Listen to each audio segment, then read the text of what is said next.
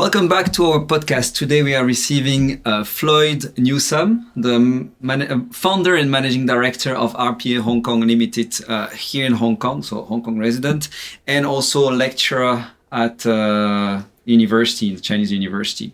So maybe before we start, maybe you can tell us a little bit more about your business and your teaching duties as well. Sure. Thank you for inviting me to the podcast for today. Happy Friday. Looking forward to the weekend. Great weather here in Hong Kong. Just a little bit about me. As you mentioned, I'm the founder and director at RPA Hong Kong Limited, which is one of Hong Kong's first companies exclusively dedicated to AI automation, or as we call it, intelligent automation. We'll get into that a little bit more later. And then also, as you alluded to, I am also a part-time adjunct assistant professor at Hong Kong's top university for fintech, Chinese University of Hong Kong. I teach a course directly aligned to what I do in my day-to-day practice, which is AI automation or intelligent automation. And so I teach that course once a year, 13 weeks, with Chinese University of Hong Kong's Masters of Fintech Financial Technologies program. And then also I co-teach a course aligned to selected topics in financial technologies, which is also another 13-week course at the university. Yeah, and just to be clear, your main job is, your main activity is to run your startup, basically. Correct. And the rest is on the side. Exactly. So Okay. as I mentioned, RPA Hong Kong, founder and managing director there. I spend 60 hours, 80 hours a week with my startup.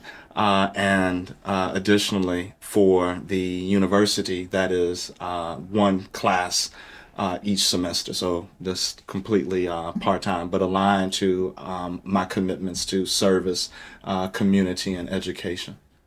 Okay. That's nice. Now, can you explain us, how did you end up in Hong Kong? Because you're originally from Texas, and then how a Texan dude end up on the other side of the world, running a startup on AI automation, teaching in a Chinese U, what happened to you? How did you end up here? What happened? Well, the short version is, as a university student, I'm an engineer by background. And as a engineer, I had always still wanted to travel abroad. And the professor of my engineering college at the time was actually from China. And so he said to me back in 1997, his exact words, you are an industrial engineer. 90% of industrial engineers will work in manufacturing. The lever of manufacturing is shifting to the developing world, specifically China. You should go to China.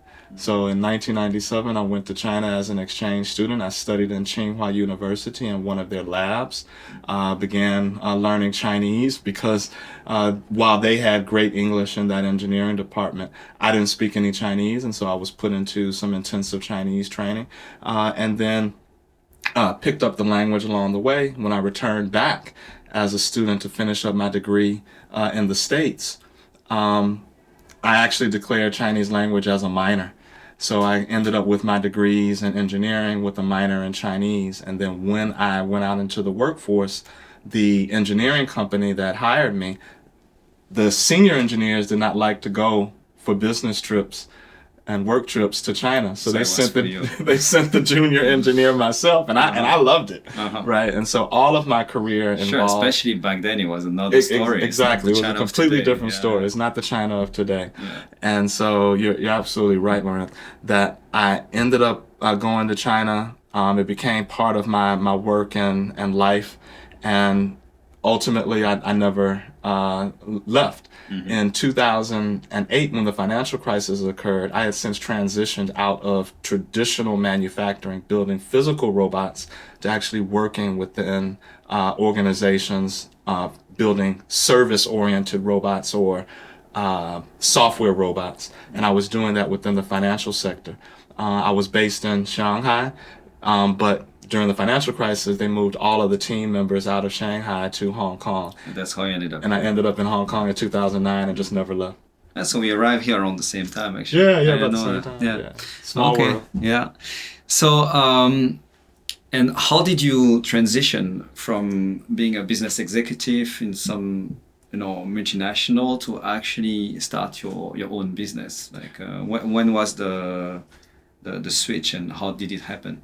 It's really interesting because I thought that I was going to be a lifer in corporates. So I started with a manufacturing company, moved over into the financial world. I got, great quote unquote logos on my CV, starting off with Bank of America. Bank of America became Bank of America Merrill Lynch. Then I moved over to HSBC, worked with HSBC for 3 years. And then at HSBC, I got recruited out to work with Ernst & Young, EY. On this journey, everything was in technology and operations, specifically working with productivity, efficiency, software robots, and software automation to help companies get better results out of their operations.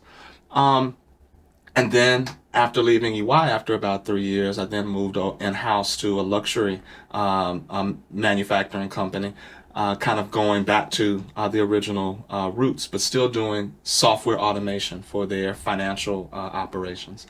And a light bulb came on, in about 2019. It's like, well, I'm doing this for a lot of people. There's a lot of interest in my skill sets. Why don't I actually take the risk and set up my own company, doing what I love, where my passion is, and where my skill sets are.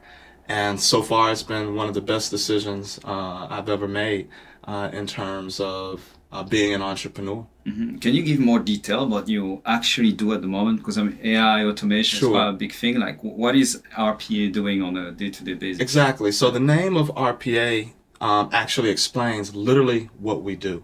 RPA stands for robotic, the R, P, process, and A, automation.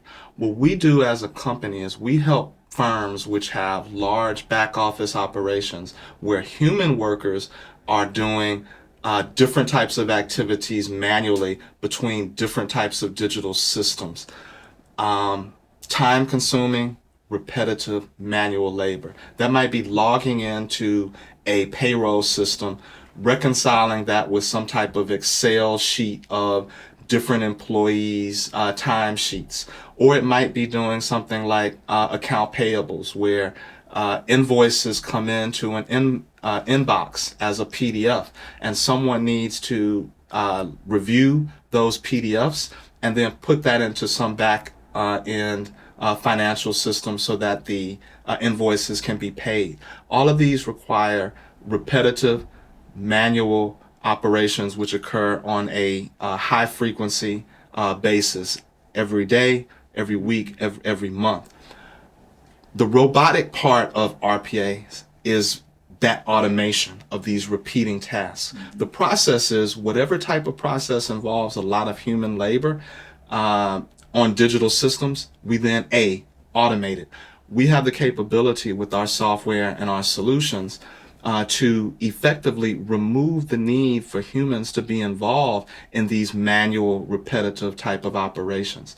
We can replace that with automation, and then we also supplement it with specific types of artificial intelligence in order to make these automations much more cognitive, much more responsive to the needs of our clients so that they can get the intended outcomes that they want, which is basically improving the quality, improving the amount of efficiency that can be achieved, and then reducing the cost of their operations. Yeah. And your typical clients is more multinationals? Our typical clients tend to be multinational. We've worked with the largest financial institutions here in Hong Kong, whether that be from the banking or the insurance side. Most recently, we've been starting to pick up some hedge fund clients who need to automate some of their back office and after trade processes. So more than 60% of our clients tend to come from the financial sector, and that is primarily because I worked in the financial sector, and then the type of people that I hire into the organization, they have some legacy background in working in financial services, and so we go in with some knowledge about the needs of our clients and the culture of their type of organizations and the type of service that they require. Financial services is highly regulated. And so as a result, the type of demands from our clients tend to be very high. So our organization has to be able to respond to those particular needs. Okay. Okay, now we talked about your business a little bit, but there is something a bit special about your business. I mean, quite a few things are special there, but is the location that you choose. So from the really beginning, like 4 years into the business, you have been in Cyberport, right? Can you tell us a little bit like what's your experience with Cyberport as one of the two main poles for startups in Hong Kong? We have Cyberport, we have Shatin, what's the name again of this one? Technology. Right, Hong Kong Science and Technology Park. Yeah, exactly, Yeah. the Science Park. So you chose Cyberport. Like, what's your experience there? Right. So, as you mentioned, for 4.5 years, we've been based out of Cyberport. It's been the home of RPA Hong Kong since its inception, and we absolutely love it there. The environment is great. The facilities are spanking new. Yeah, the view is awesome. And the view is awesome. Yeah. Looking out towards the water, you can even see Llama Island from some of the balconies that are available to tenants to kind of relax and take in the views. So this has been our home for 4 years, and we selected that almost out of just convenience. I live close to that area. I've been in the south side of Hong Kong ever since I arrived to Hong Kong, and Cyberport is in the south side of the island.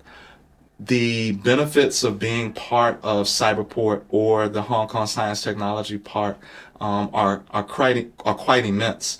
Both of these facilities are nationally recognized innovation and incubation centers for companies in Hong Kong and in Greater China. Cyberport recently had an award ceremony for achieving this national recognition as a nationally ranked innovation and incubation center. And so it only makes sense for us to be in the heart of where innovation and technology are brewing from a Hong Kong ecosystem perspective. Do you have any example of clear benefits that you got from Cyberport? Oh, absolutely. One of the biggest things that happens with startups is, in particular for Hong Kong, is the high level of cost associated with renting space.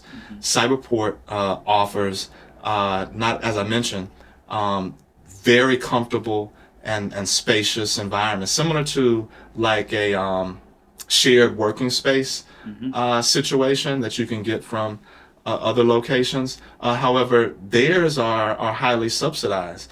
So startups can overcome the issue of high cost facility rentals.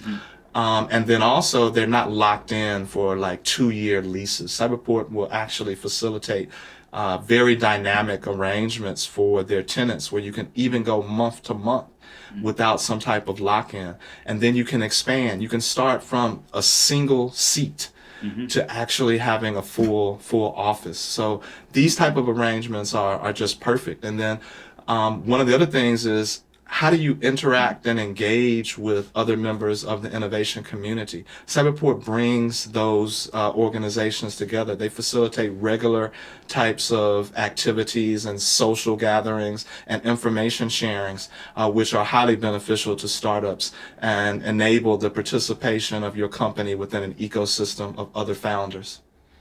Okay, yeah, that's cool. But so you it's not free, right? You have to pay for the space, right? But it's really good price compared to the rest of Hong Kong. Exactly. So the benefits of the government subsidies for property rental is absolutely fabulous. And then they also have other programs like their CCMF program, which is a micro fund program where they will help to the process of incubating companies from their inception, to their Cyberport incubation program, which is their 2-year program for incubation.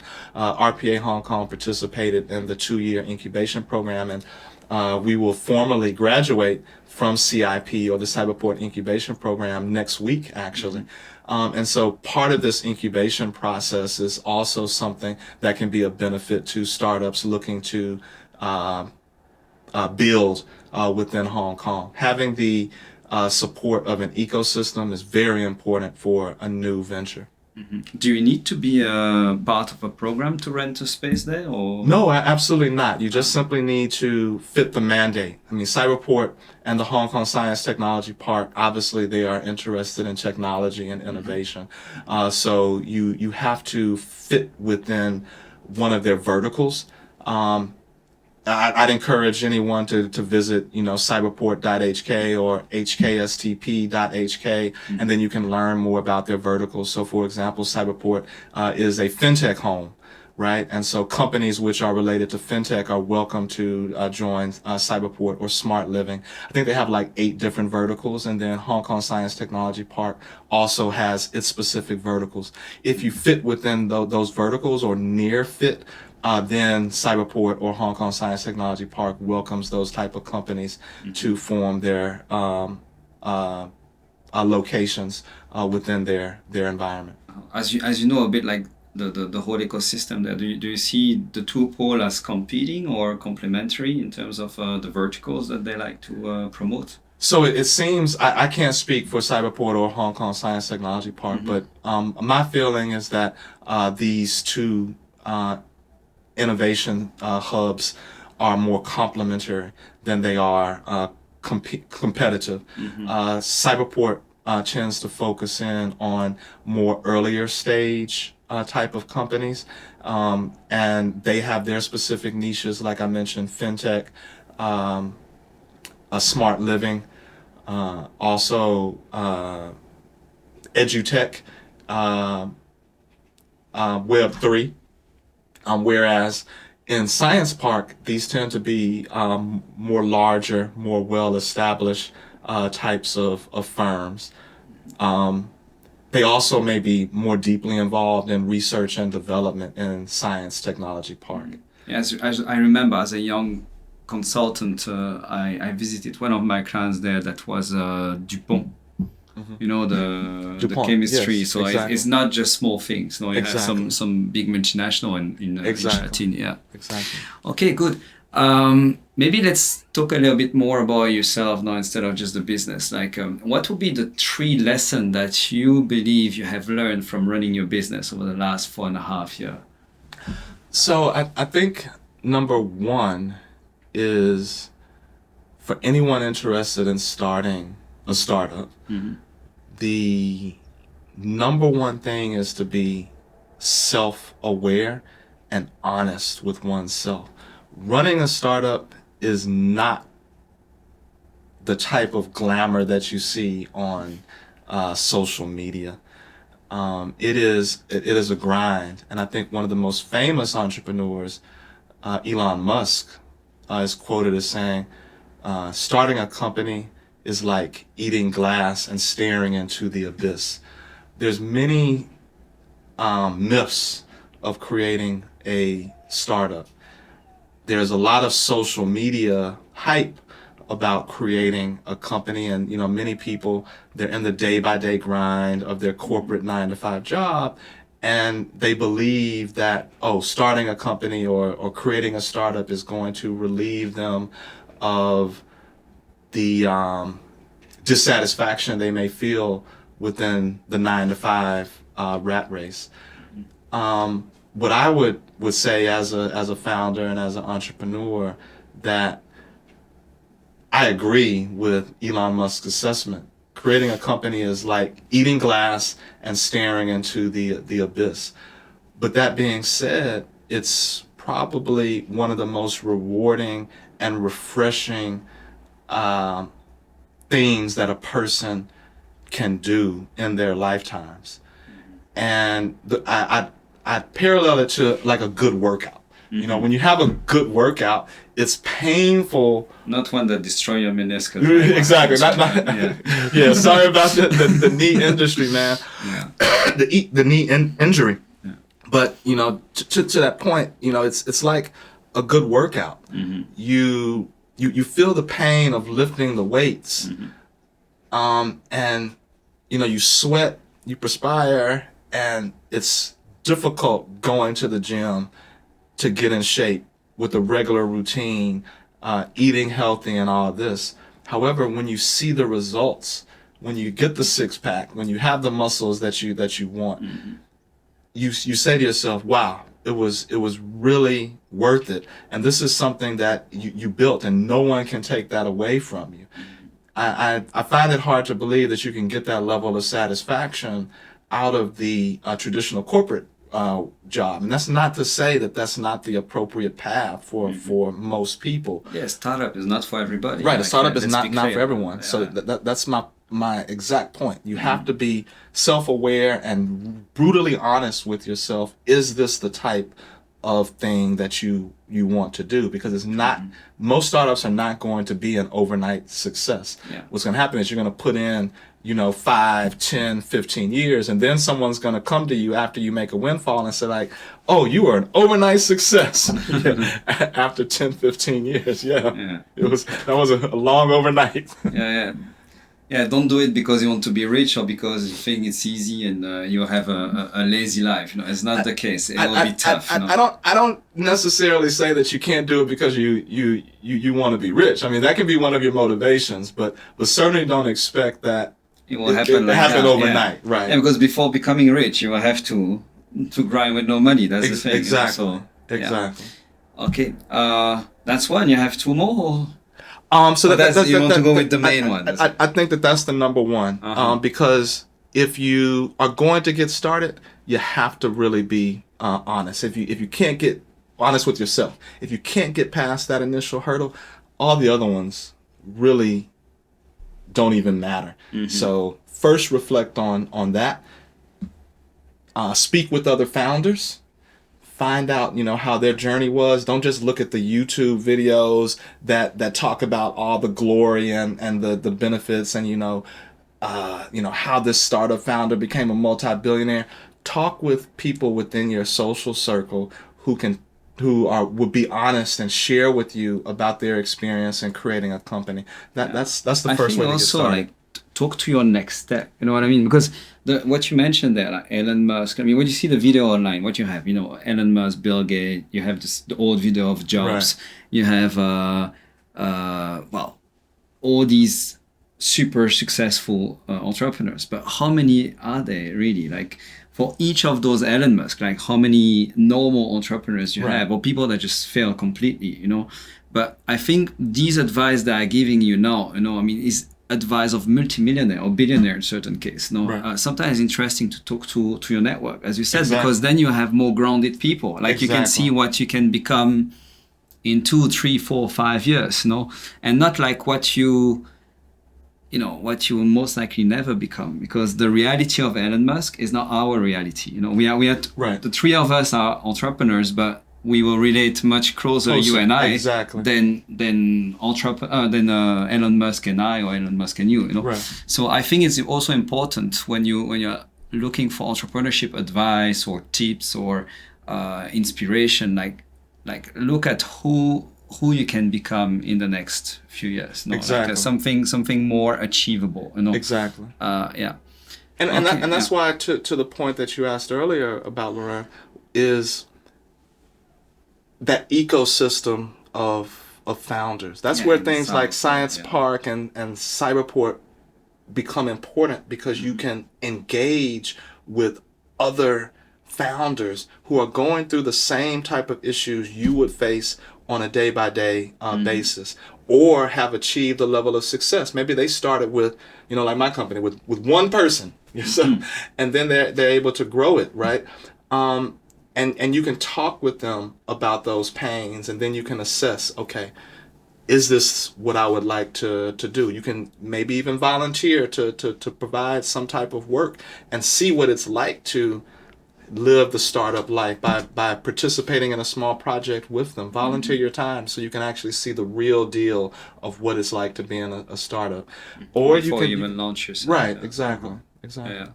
And even when you have the business, it's really nice to talk to other entrepreneurs, because it's really difficult. Even if you have good friends, they don't understand what you are going through, as a business owner. For me, it has been a 12 years journey now. So it's a really lonely one, you know. It's you are always by yourself, you know. Right. Even you have a spouse or something like that, she really never understand what you are going through, Right. you know. Your friends might not understand as well, family even less.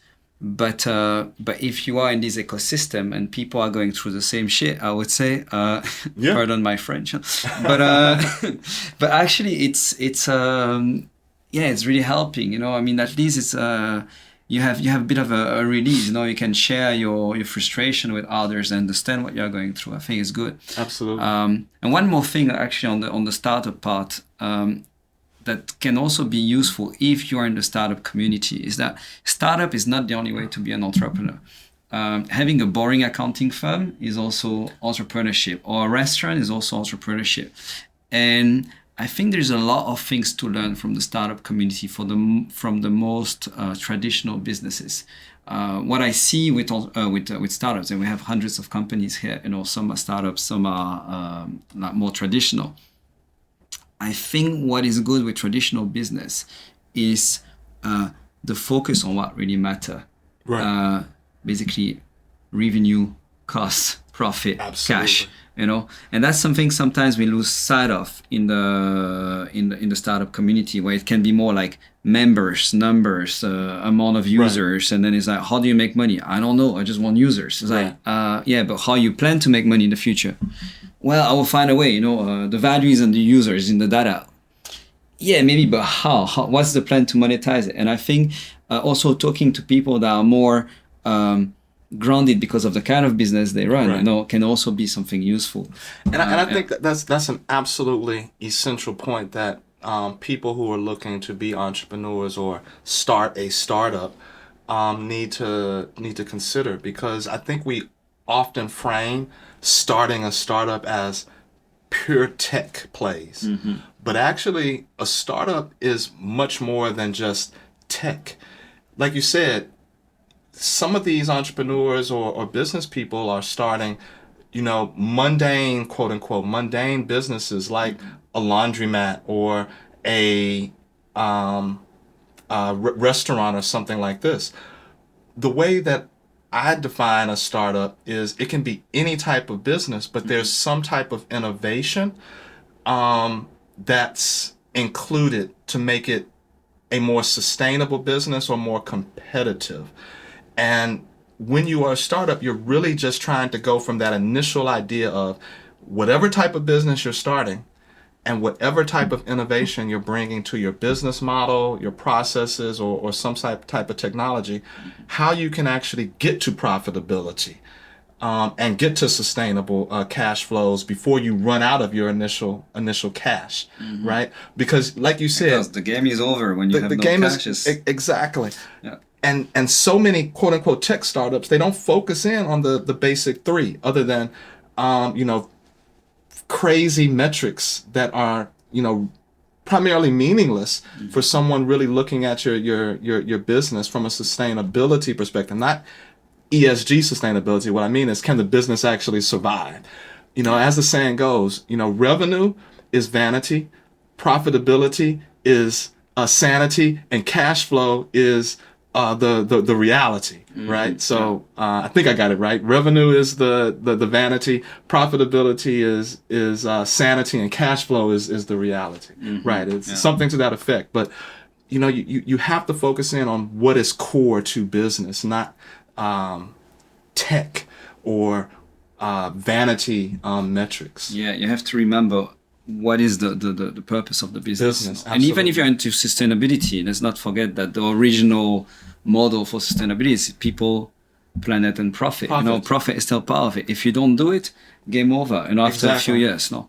I even see it in a mundane business like mine. You know, in accounting. You know, we won't name them, but we have two competitors that came here with a startup mindset, burning cash for 6 years.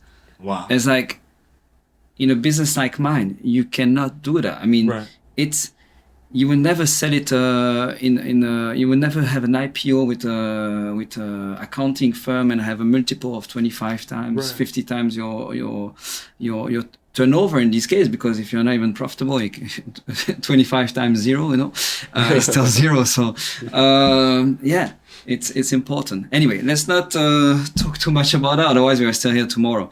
My last question to you: you have been client of ATHENASIA now for, is it since the beginning? Yeah. You I guys think have so, set yeah. up the corporate structure and all of this. So Can you share your experience as Right, well? Like, so- what you think of working with my team? yeah, ATHENASIA is a great organization to partner with. What's great about it is the personal relationship that you have with a professional service company in order to provide you advice and services that are essential for managing and operating a small company to a large company. The fact that I can reach the founder on the phone, is something that Have a doesn't cigar on the exist. boat. Exactly, have a cigar on the boat. Yeah.